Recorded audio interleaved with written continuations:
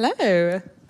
Hi everyone, my name is Dominique Palmer. I am a climate justice activist, a youth climate justice activist, and I'm based in the UK. I'm an organiser in Fridays for Future International and Climate Live, and a member of Bad Activist Collective. And so today, we're really going to be focusing on intersectional climate justice, which is something that I like to focus on a lot and mobilize people for in terms of climate action. And I'm going to be joined by amazing panelists talking about race, climate, and privilege. So thank you all so much for joining us, and for everyone watching. Every single person here right now is, you're part of this movement, and by listening and engaging and taking these learnings outside of this event today, you are part of this global movement for change. So thank you, because every single one of us, every single one of you has power, and don't forget that the power of the people is truly monumental, and when you act together as a collective, every single movement has won with collective action. And so whatever you can do, you will be a part of creating a ripple of change. And just remember that. So today's panel is about race, climate, and privilege. And this is really focusing on intersectional climate action. So we need intersectionality to make sure that climate action is equitable. And it's making sure that social inequalities do not continue to dictate who is most impacted by the climate crisis, and have representation of marginalized communities in these spaces. And by doing so, we can have equity in our solutions and in creating a greener, fairer, and safer future. And another world in this way is truly possible. We just have to be brave enough to stand up for it and to rise up for it and to have justice at the heart of everything that we do.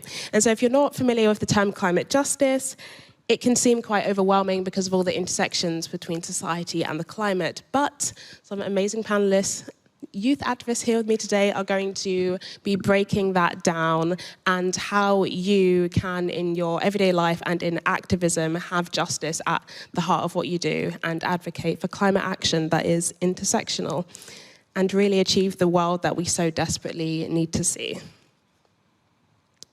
So, without further ado, introducing our panelists. First is Aditi Mayer, a sustainable fashion blogger, photojournalist, a real-world storyteller, and labour rights activist who explores style and social justice. So give it up for Aditi, everyone.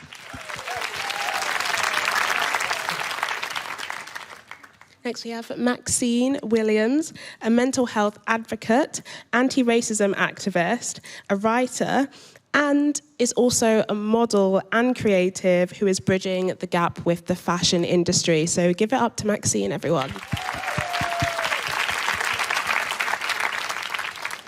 And finally, we have Yusuf Baluch, who is an indigenous climate justice activist from Balochistan and an organizer in Fridays for Future Balochistan, and works on climate education in his community. So everyone give it up for Yusuf.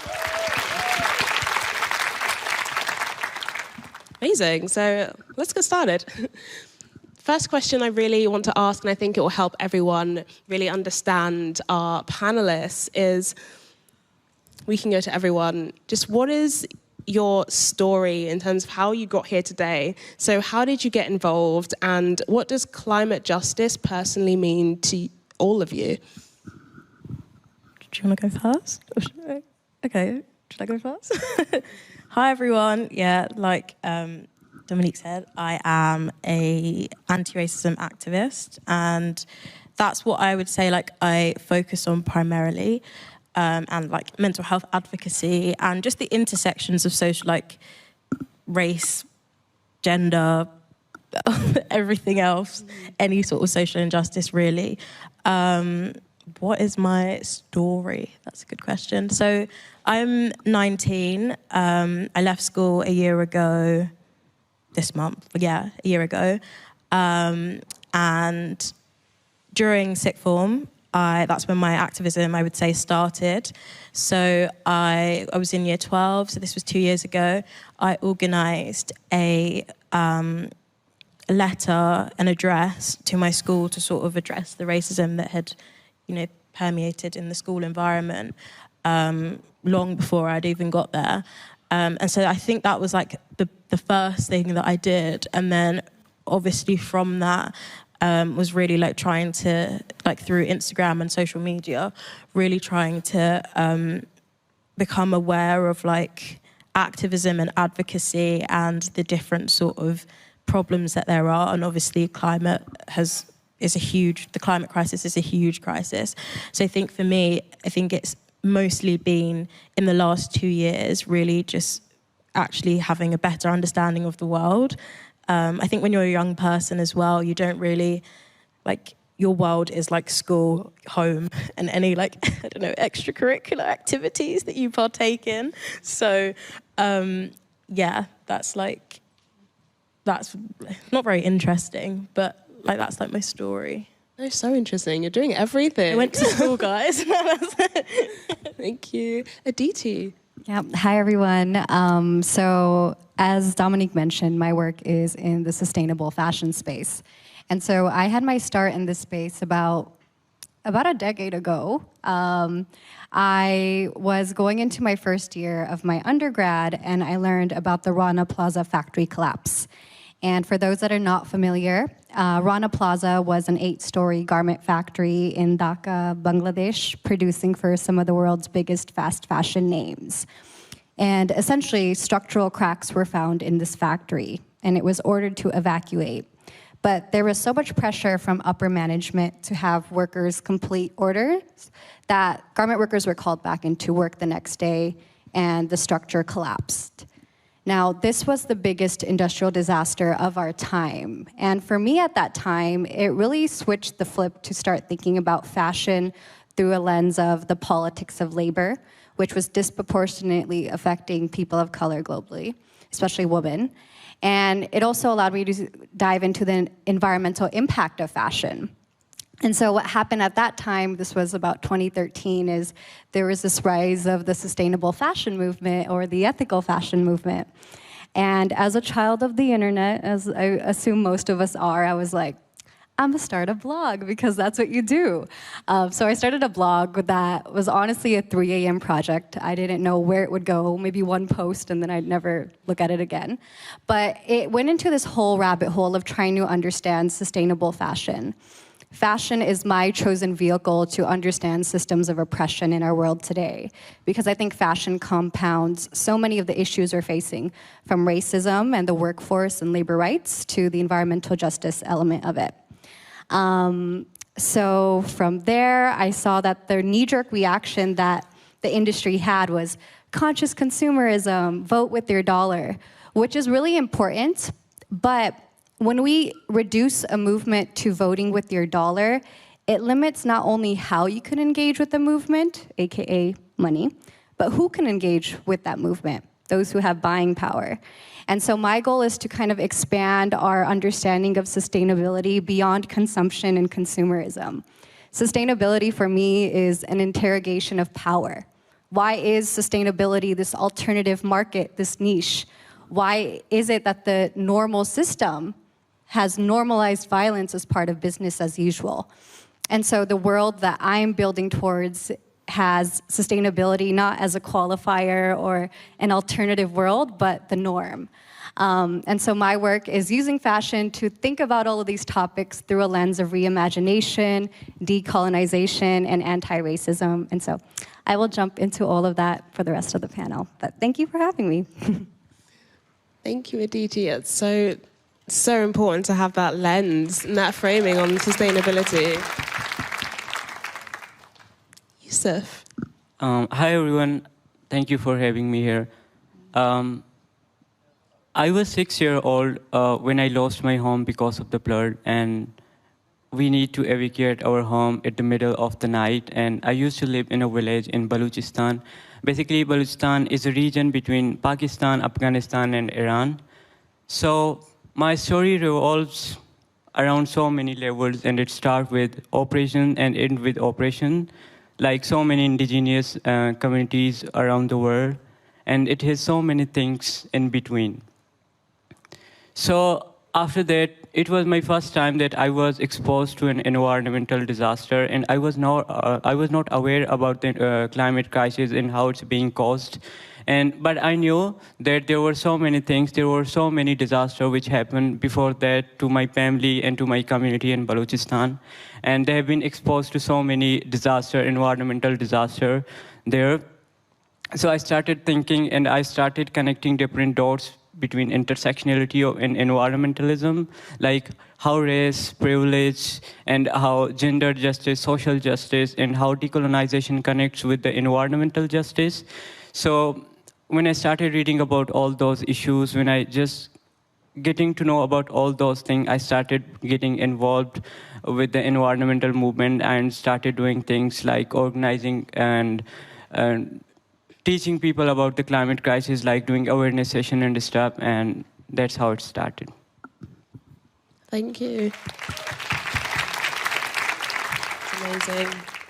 I just love hearing everyone's different stories, as I got involved in activism during the climate strikes because I could see the unequal impacts of the climate crisis on my community and how it was disproportionately impacting people. And that's before I even started connecting the dots to how it is all around the world. And it's so powerful to see how everyone's gotten to this stage and has really seen the intersections. And this is why we need representation in these spaces. It is so important.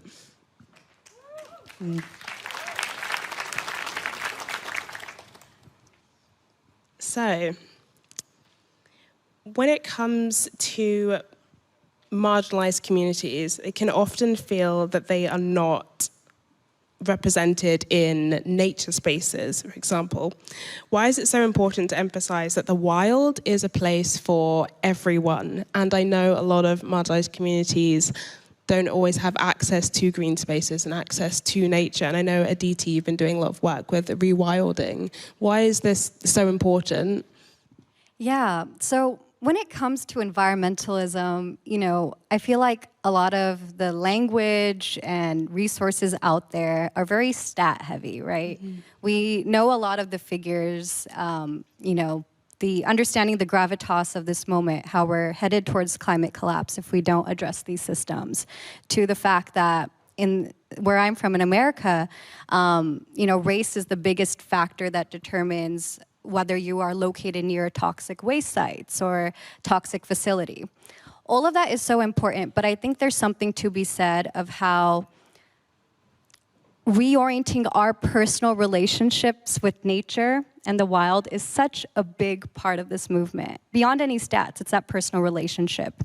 And I think that as much as this movement is about understanding systems of oppression and addressing systems of oppression, we also need space for healing. And I think green spaces is something that every community needs to have access to, but systemically, only the select few do. Why is it that there's barriers to entry for Black, Indigenous, and people of color to have access to green spaces? And I think that's one thing that's really important to address.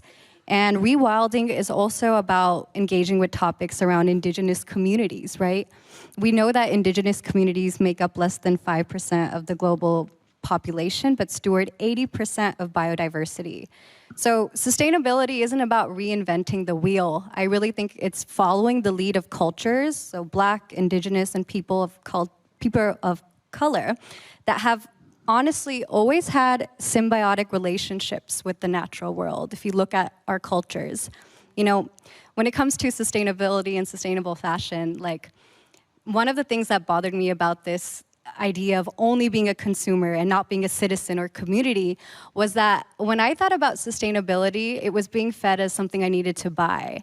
But growing up as a low-income person in the States and coming from an immigrant background, sustainability was a way of life, secondhand fashion, hand-me-downs, the idea of, passing things down. My grandpa was a sustainable fashion icon for wearing the same thing for 20 years, So that was a definition of sustainability that I felt was missing. And I think when it comes to race and representation, it's not just to be quote unquote politically correct because yay, diversity.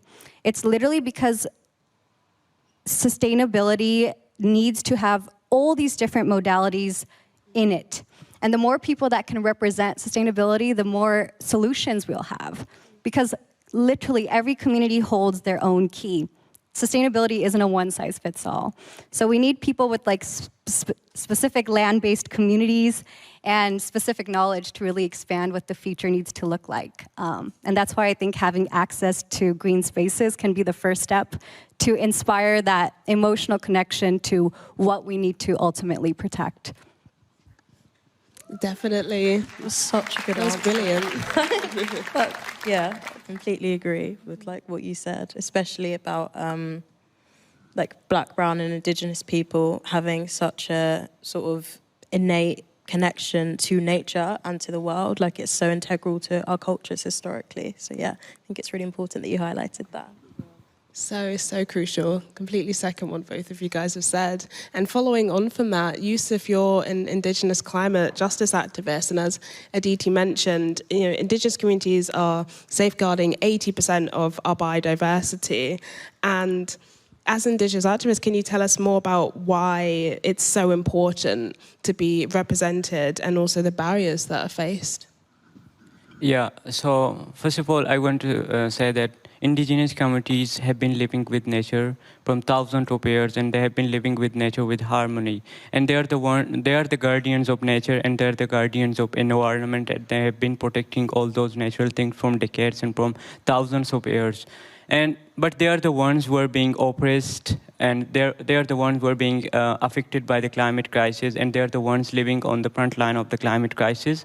And they have been exposed to more natural disasters and the impacts of the climate crisis on those areas. So it's extremely important to have those voices in every crucial negotiations. So they have their say, and they have their own, because they have their own ways of fighting the climate injustice around the world.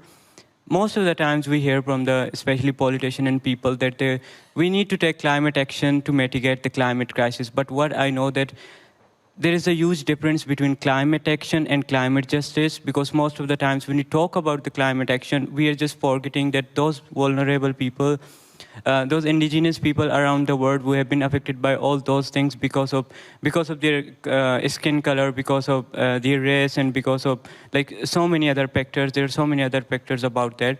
So I think if you're fighting about the climate action, if you're just speaking about the climate action, so it's extremely important to talk about climate justice, because climate crisis is a product of deep, longing colonization, which happens like hundreds of years ago, and we are still suffering from those impacts. As I mentioned before, that my family has been suffering from decades about the impacts of the climate crisis. It's not something which is happening in the future. It has been like people have been impacted by the climate crisis decades ago and right now, and they will be impacted by it in the future. So I think it's very important to have those voices at the table, and it's important to have nature-based solutions like revoltings we were talking about before. So I think indigenous representation matters everywhere. Thank you.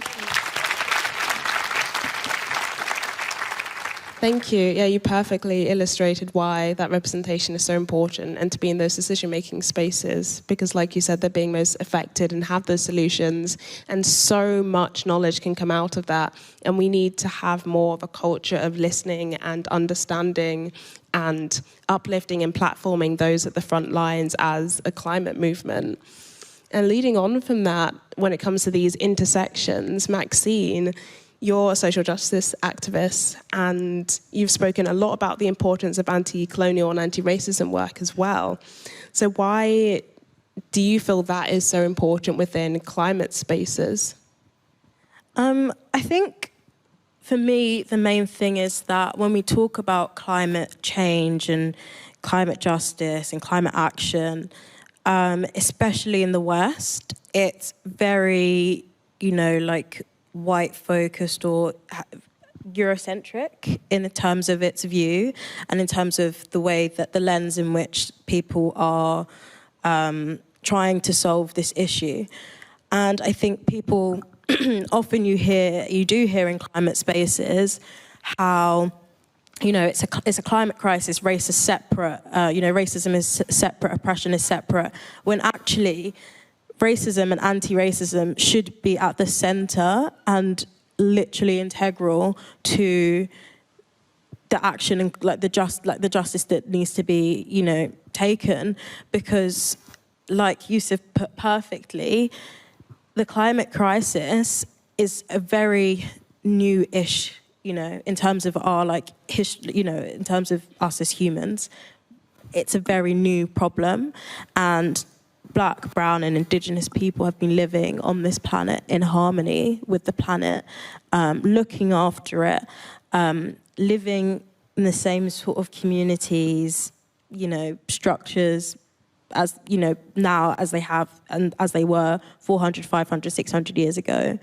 And I think without really interrogating the ways in which systemic oppression like racism is causing and contributing to the destruction of the earth, then we aren't going to really get anywhere. I think that's the first thing that I would say.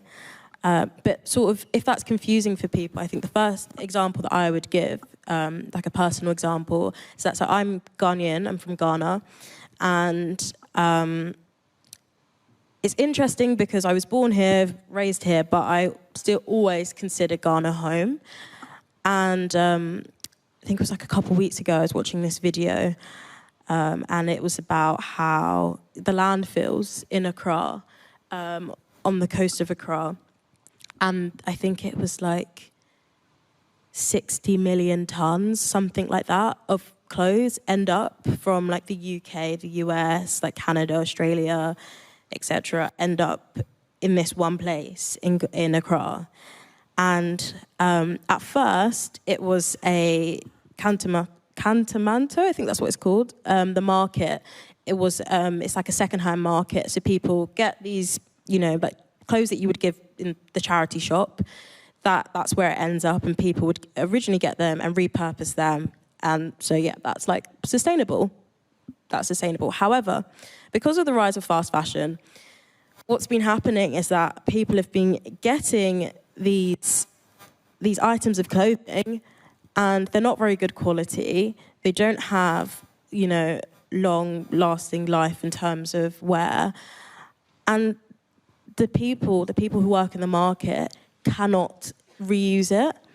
And I think it's interesting because you have to think, so I'm trying to explain it in the best way, but the process of, let's say, going to a charity shop and giving something that so in the video, the woman was explaining how, she was showing an example. She was like, this has, sweat patches, sweat stains. I can't use this. Who's going to wear this?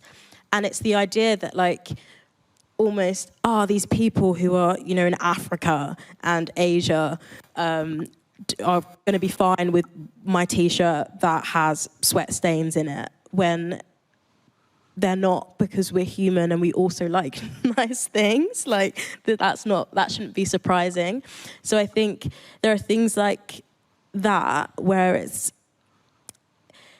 in terms of the way that we're viewing Black and brown people and non-white people in these cases, where all our clothes that we consume, and because of overconsumption in the West, it's ending up on the shores of places like Accra, and it has to be burnt, which obviously adds to the problem of the earth dying, and it's, I don't know, I find it interesting. I think it's quite hard to articulate in the sense, because obviously I do exist in the West. I am, I live in England, but there's part of me that really hurts, because it's imagine what's a nice seaside town in this country. I don't know, Brighton. Everyone loves Brighton. Brighton's great, yeah. Yeah, everyone loves Brighton. Imagine seeing tons and tons and tons of clothing on, the shores and the beach in Brighton. People wouldn't be able to imagine that. So why is that happening to, my people back home? Why do they have to deal with that?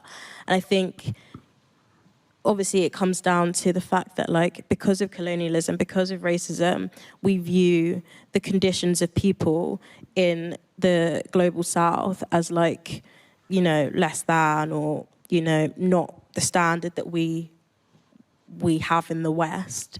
So it's almost like it doesn't matter if we're causing damage to them, but it does. And so that's a very long-winded answer, but that's why anti-racism is so integral, because oppression and bias and, like, prejudice literally affects the way that we function in society, and we need to unlearn these things to curb the climate crisis.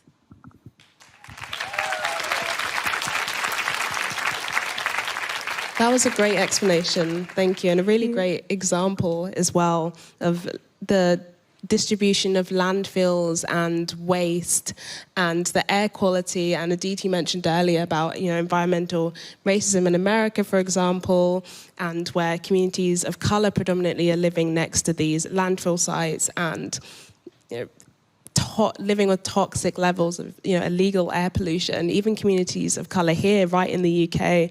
So it's such an important topic. And we can even see how, you know, the UN stated that 80% of climate refugees, for example, are women, and most of those are predominantly women of colour. And this is why it's such an important conversation. And the more that we have these conversations and the more that we place justice at the heart of it, the more that we can tackle it and actually have the future that we deserve and be able to safeguard our planet in a sustainable way that's not leaving anyone behind. And you also touched on community, and I think community is so important. And I feel like here in the West, it's very individualized. It's very focusing on, you know, us as individuals and acting in that way, which is really important for things, but also community is everything. And it's so important that we see collective action as something integral, not an add-on. It's always something that we're a part of when we're working together in that. And so, you know, community in the climate movement is something that, for me personally, has really guided me through my activism, and I'm sure has been for you guys as well. And seeing the amount of love and unity and resilience that can come from your community that you find. And so I just wanted to ask you guys, how have you found your communities? How do you find surrounding yourself with other people who are fighting for exactly the same thing you are? Like, how important is that to you? I'll answer first. Okay. So yeah, I think I will start by saying how, you know, at the beginning when I was introducing myself and, like, telling my story, I was saying how I started activism in school. And I think when I say that, sometimes people are like, okay, cool, like, cool. You know, like, it's, what's the relevance? But the reason why I'm going to be 20 in too soon. So I'll probably stop using that as the point of explaining. But that's when I was in school and I realized that I was, you know, really passionate about the world and I cared about people and I cared about injustice. I felt very isolated in that. And it was really difficult. Like, I'm not going to sit here and lie and be like, yeah, like, I found my community in school. Like, I started wanting to save the world and my life changed. It didn't. Like, that didn't happen. Because when you were young, like, you don't really care about those things. And I think to some extent that's okay. But when you do, it can be really isolating to be, like, the only person in your class or your year or your area even who is known for caring about these things. So when I started, you know, posting stuff online, sharing my thoughts about, like, racism and other forms of oppression, I obviously, like, I started gaining a following and consequently, like, connected with different people and started, you know, creating a community. And for me, that in itself, I would say, has changed my life in such a good way, because even if, like, I'm at uni currently, just finished first year, and even if, like, you know, I don't know, in my accommodation building, no one there is an activist or no one there really cares about systemic oppression, I know that there are people online. And I think sometimes when we talk about the online world, people often, like, look down on it because they're like, oh, it's not real. But the people behind it are real. Like, you exist online, but you're real. So, like, you're here in the flesh. And, like, that's what reassures me, and that's why it's so important, because you can't do things by yourself. You can't sustain it by yourself. The times that I was doing certain, like, organising in school, and I was being ostracised, that was really, really difficult, like, so difficult. But knowing that I had a community of people who were there and had my back and were there for advice and uplifting, and also, like, I don't know, space to take time out as well, was really good. And so, yeah, that's why I think it's important and integral to the work that we do. Yeah, it is. And the online space can be a really great place. Aditi, how did you find your community? Yeah, similar to you, Maxine, I think there is a lot of power in what social media has been able to provide on a community basis. There's a lot of ills to social media too, but I think that one very big pro is the way that you're able to find like-minded community. So to add to that, I would say the other thing is when it comes to finding, you know, an affinity community, those that relate to your identity group or things you're passionate about, I think there is also space to see the ways that you can be an example for those that you're in community with in the flesh. Everyone needs their own touch point with sustainability, right? It's not going to be the same journey. Everyone is learning at their own pace as well. And I think the biggest change happens in interpersonal relationships. So I think, you know, you have to be intentional of not being preachy to your community of like, you're doing it wrong, this is what you need to know. But approaching it from a place of care. And I think that can really influence those around you, whether it's having a conversation about consumption and sustainability or larger systemic conversations about the state of racism in our world today. And then the other part of the internet, I think there is so many ways to find localized community through groups online. So definitely look into that. Local chapters of groups like Fridays for the Future and things like that. So definitely find that, because I would say it's only in the last 2 years that I think I really found my eco community. And it's through having a community online, but then translating that to IRL events. And I can't tell you how grounding it is, because the work can be very lonely. At the end of the day, like, I think the beauty and the pain of climate justice work is engaging in the work of reimagination. Because, you know, we are becoming more and more acutely aware of what's wrong with our world, but it's really, really radical to think about what would it look like to reimagine that. And if you can engage in that work with community, even better, right? Because as I said, this diversity of thought is contributing to all the modalities through which sustainability can take place. It can live through anything. So find that and harness that. And community is also a verb, right? Think about the ways that you can be a better community member for those around you. Linking that back to sustainability, I think one of the biggest steps for me was not just talking about labor exploitation, but getting involved with the garment worker community that we have in downtown LA and organizing in grassroots efforts. Because at that point, you're not just talking about sustainable fashion, you're addressing the beast of fast fashion in a very tangible way. So community is tied to grassroots efforts, and that's really key as well to actually movement build in this space.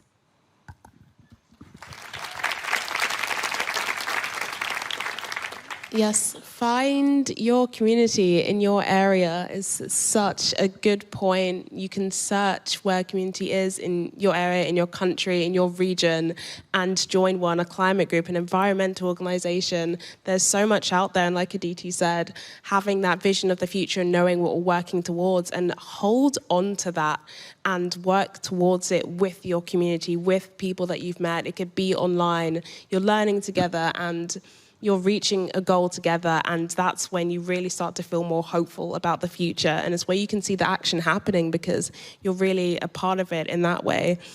So thank you. And Yusuf, how did you find your community? I think power belongs to the people, especially to the most marginalized and oppressed. So it's very important to, when I started activism, I was really afraid to do anything like organizing or doing like different things in the environmental movement. But when I started working with different people around the world, especially in the global south or global north, or getting to know about different stories and hearing different stories around the world, so, I got that hope, I got the power to do more and motivation to do more. So I think it's extremely important to have a community to work with, because as I earlier mentioned, that power belongs to the most oppressed people. So power to the people.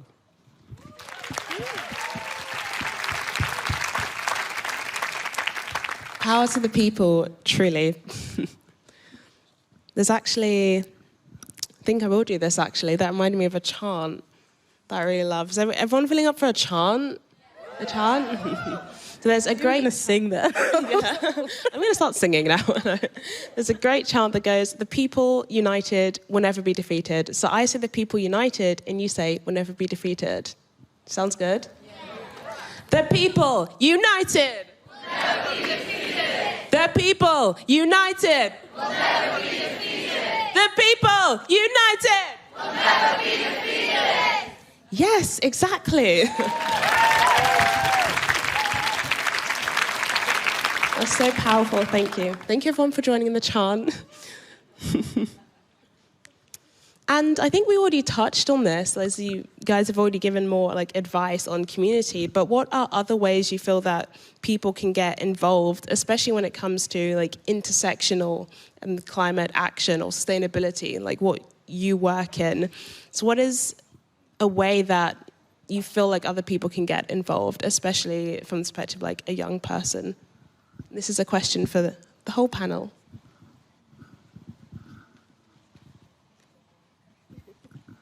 How people can get involved. I think sustainability literally touches every facet of our life. Climate justice touches every facet of our life. So I think what has helped me is finding your lane, or lack of a better word. And I don't say that to limit you. I say that in terms of if you have an interest in fashion, for example, use fashion as a vehicle to explore topics of climate justice. If you identify as a storyteller, or there's so many roles in a movement that need everyone. We need everyone. And I think if we find those avenues that we could truly, truly channel in a very passionate way, that's when we will have the most impact. Because I think the most important thing I've learned in the last few years is how each topic is so fundamentally connected. And if you could approach that in the capacity that feels most liberating and exciting for you, you will be making a difference rather than feeling like you have the weight of trying to address every single issue. So find that vehicle for you and address that. If anyone has questions of what that can look like in fashion, I'm around, talk to me, but for me it's looked like labor organizing. It's looked like looking at fashion as a vehicle to understand my culture and what decolonization can look like from in practice, our relationship to land, our relationship to labor. So yeah, pick a lane, find a lane, and cherish it.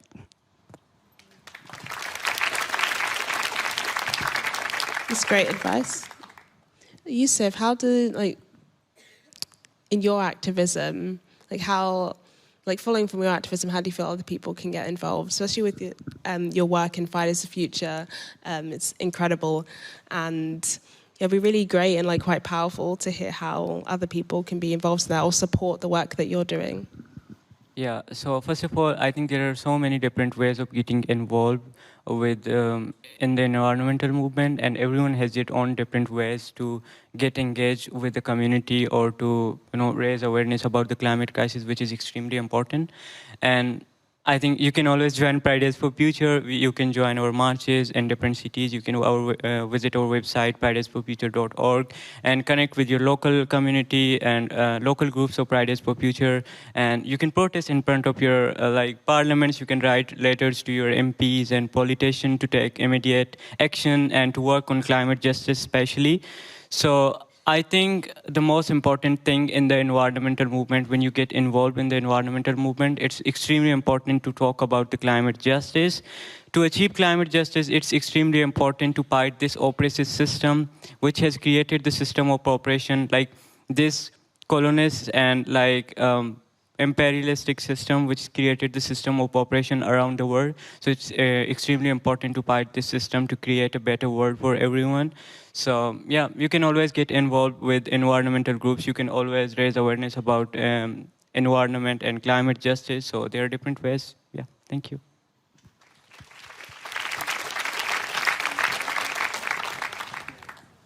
Aditi, earlier you touched on looking towards the future, and one thing I love thinking about is envisioning a better future and what that looks like. And when it comes to the intersections of race, climate, and privilege, I want to ask the whole panel, what is one thing that you think is so vital that needs to be addressed or done, or something that you're already working towards?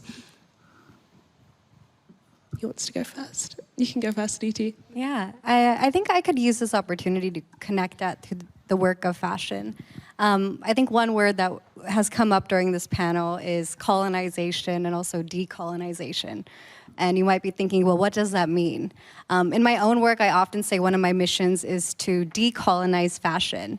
And so to understand what decolonizing fashion looks like, I think it's important to establish what colonization does in practice. So I think the tenets of colonialism is a system built on exploitation and extraction as the means for growth and success for the select few. And that's been racially tied to white people, right? And so historically, we've seen exploitation and extraction of humans, literal humans, to the natural environment. And it's that thinking of exploitation and extraction that has set the groundwork for the climate crisis. When you see land as something to be mined, rather something you have to live in harmony with, it makes way for the fossil fuel crisis we have. The land is something to extract from.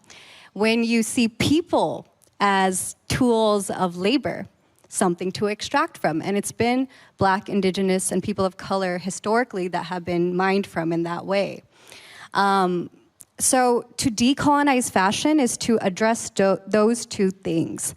And so often people are like, how is your work tied to climate justice if it's about fashion? It's about that overriding mentality that is so pervasive in fashion. And so in fashion, we see that like the global fashion model is built on this idea of the global race to the bottom, right? Fast fashion is about producing as much as you can, as fast as you can, as cheap as you can. And how do you do that? You can do that by going to sacrifice zones. So sacrifice zones are places around the world whose peoples and populations undergo resource extraction for this idea of, again, continued success and growth. And it's really curious and also obvious in fashion that these sacrifice zones are countries that have been destabilized by colonialism, by colonial violence. So it's really easy to just say, oh, you know, fast fashion is very pervasive in, say, I don't know, Bangladesh. That's, I think, people think of that in sweatshops. But it's also important to note that that was a system that was constructed in that way. When Bangladesh was formed as a new country, there was literally something called structural adjustment that took place, where this was a country that needed loans for infrastructure, again, reeling from colonization. And the loans were given from the West under the pretense that there would be tax-free zones for countries, that there wouldn't be any environmental regulation in these zones. And it set the conditions that made it hard for workers to unionize and actually have a just labor setting. So, you know, sweatshops, for example, don't operate in a vacuum or come out of nowhere. These are systems that have been constructed, and it's tied to racism and colonialism.